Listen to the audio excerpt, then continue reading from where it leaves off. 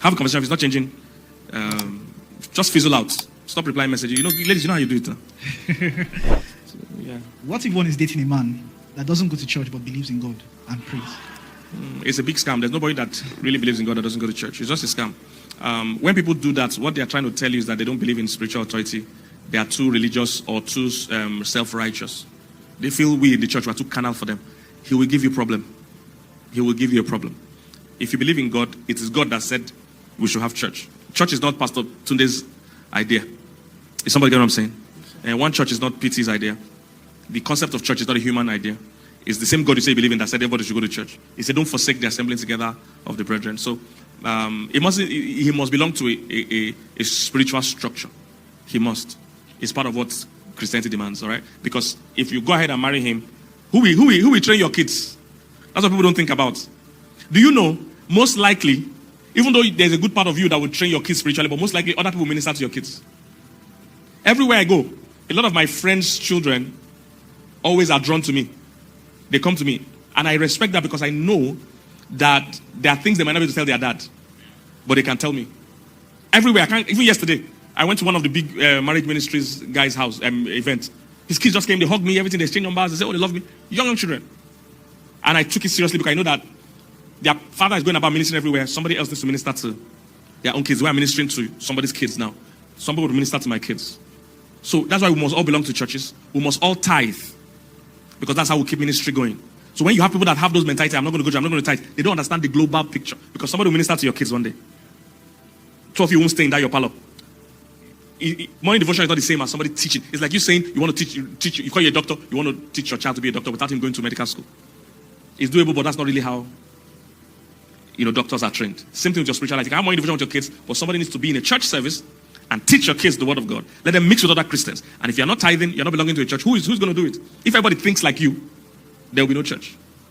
Do you understand? And the word of God is clear.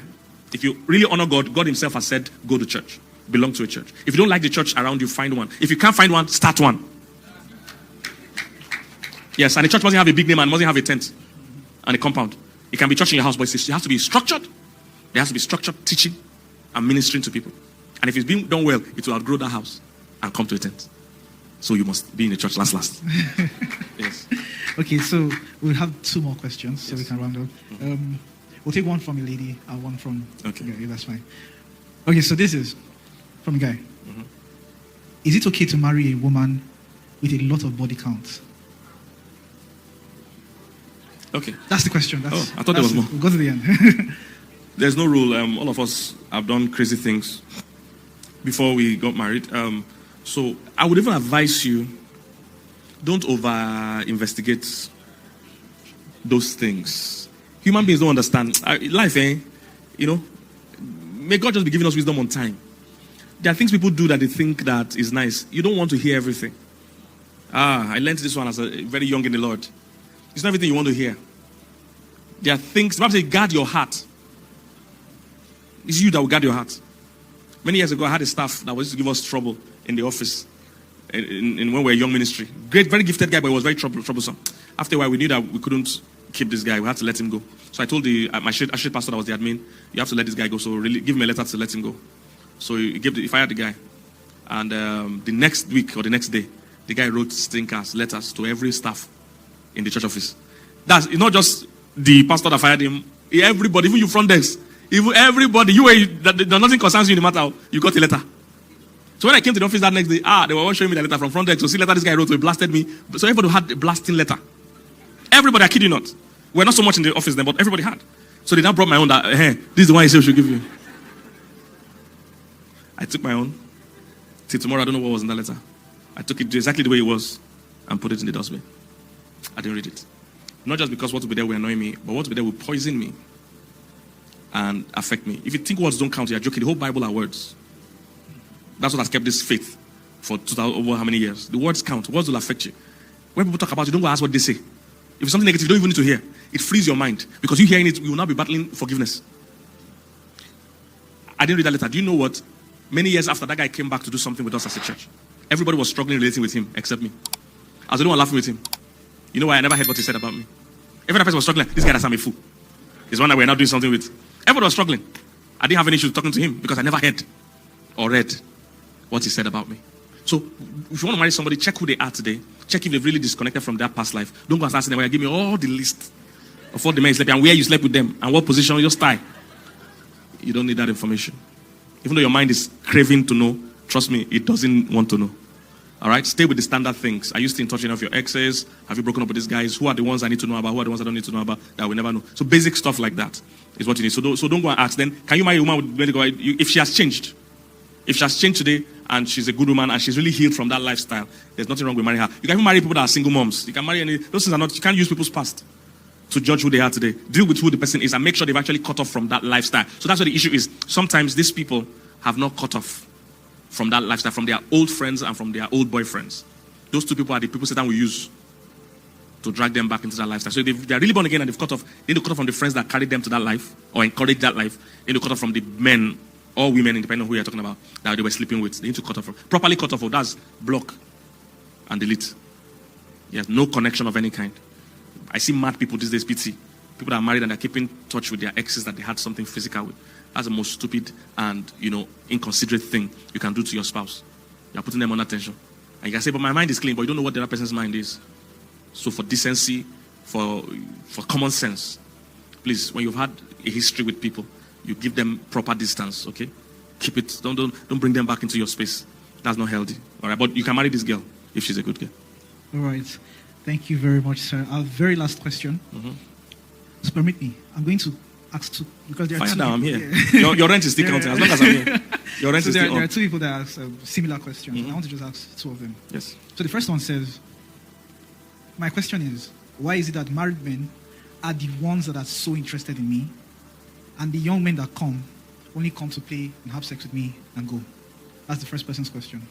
And the second person says, I have ended 3 relationships because I felt guilty for having sex. For having sex eventually after avoiding it with the aim of doing things right. Now the fourth, I had to quit because I needed to focus on my relationship with God. The question is, will I continue this cycle of ending relationships for God? Am I being too hard on myself? It's difficult for me to lose guard because it's not easy to sin and forgive myself. Okay. You're definitely being too hard on yourself. And there's no reason for you to be doing life alone. Somebody like you seems like you need accountability in your life. Don't do life. See, there's nothing wrong with having weaknesses. We all have weaknesses. The only challenge is that most of us don't want to submit that area of weakness to authority. Do you know God is more interested in you confessing to a human being than confessing to him? Most people don't know. Most people think God is interested in you confessing to him. Confessing to him, he knows. He was there. So you're coming to Christ, oh God, come to tell you what I did yesterday. God says, see this one. Wasn't I there yesterday? I was there yesterday. The person you do need to tell is somebody that can hold you accountable. You see, that's why we don't want to confess. Because secretly in our mind, we want to do it again. The day you're really ready to stop, come and tell somebody that can slap you when you want to go back there. Come and tell somebody that will say, are you mad? You want to go and sleep where? That's the person you should tell. Not God. Because you know what? When you're going to do this, God won't stop you. You know that you can beg him. Yeah. You will be changed more by accountability to men than accountability to God. Mm-hmm. Everybody knows God is there, but it's not stopping anybody. Be accountable here on the earth, you will see. That's why mad women or mad men, even as they are mad, they don't have sex, they still hide. They don't have sex on the express road. Because accountability to men is more solid. And that structure God put here is in Ephesians 5 or 6 or so. It says, confess your faults one to another and pray for one another. There's only one place there's reference to confessing sins to God. Only one in the whole Bible, in the whole New Testament. And it was a specific people they were speaking to. So it's not even a Christian practice to be confessing your sin to God. He's not interested. The person you should confess to is to leadership, authority figures in your life. See, the day you tell somebody around you that you stole, you won't steal again. Because once they see you with new watch, they say, excuse me, where did you get this thing? You won't steal again, trust me. But if this is God you're doing, you cry, now you go do them again. Tell somebody that will follow you. Say, where are you going, please? Where they even see how you dress? Somebody say, go inside. Somebody that can check your phone. That's why when I see people that there was cheating in your relationship or marriage, the way to solve it is transparency. By the time your spouse or whoever can see your phone all the time. Even when Satan wants to tempt you, the person that will kill you is in front of you.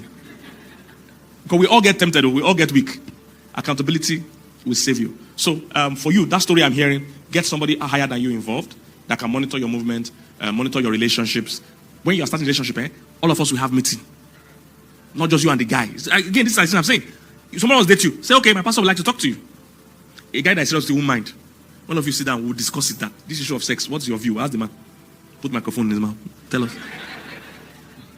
We'll all come to a meeting and we'll all walk towards it. And even if there are slips-ups here and there, we'll know how we're managing the situation and making sure it's not happening. So bring yourself out to, it's like a surgery. You can't do it in here hiding. Somebody needs to operate on you. So come out, work together with the team. You need help. That's what I'm seeing from what you're saying. It's a cycle and you can break it by bringing other people into it that will be accountable and pray with you. A prayer team, a prayer group, help you with the kind of men you are. I don't even know the kind of men you are in this relationship with. And just because there was sex in a relationship doesn't mean it can never work. You just need to work on yourselves to make sure you're doing things right, okay? It doesn't mean once, the sex, that's why it's breaking. All right, so that's for that one. Then the other one was the person who said that only married men show real interest in her, and then young men only want to come and, have sex. And the married men too want to come and have sex with you too now. It's same thing. So basically, all the men coming now want to have sex with you. Well, again, sex is a major need for men, like I said today. It's a major need. It's not something that's worried about per se. It's a major need now. So I want to know two things. I hope you're not giving the body language that is making people feel this is okay. There's a limit to how much you can stop people from approaching you, but again, you have a lot you can do. Those married men that toast women, in many cases, they see the opportunity. There's a way you are playing with them that gives them the effrontery. Only very few are so mad that they will just see you and say, hey, girl, most ones will test the ground. They'll be like, hey, how are you doing? When you say, good morning, sir. Thank you, Mr. Dele. How is your wife? So what are you doing this evening? You two be with your wife. Yes, sir. There's a language you will keep using. They would know that this person is saying, I know what you are thinking. And forget it. But you, I'm suspecting that you two are playing with the hell. I am okay. How is your day? Don't give married men that kind of vibe at all. They pick up on it. They are not just coming. So make sure you're not giving any vibes by your attitude, by your dressing, by your lifestyle that you can entertain that. There's a way you will be. They will just. It's not everybody they try it. See, and I've said it, men don't treat all women the same. You need to learn women. If that's the biggest, that's why you have a book titled Manual. Is there where I try to coach women about men. Men don't treat all women the same. Men treat women the way women allow them to treat them. So the same man can date one person and not buy her even recharge card, and date another person and buy her iPhone. Because one says, I'm not going to call you if you don't buy me a phone. And this other one says, don't have to buy me anything. I'm okay. I'm the one I've been buying for you.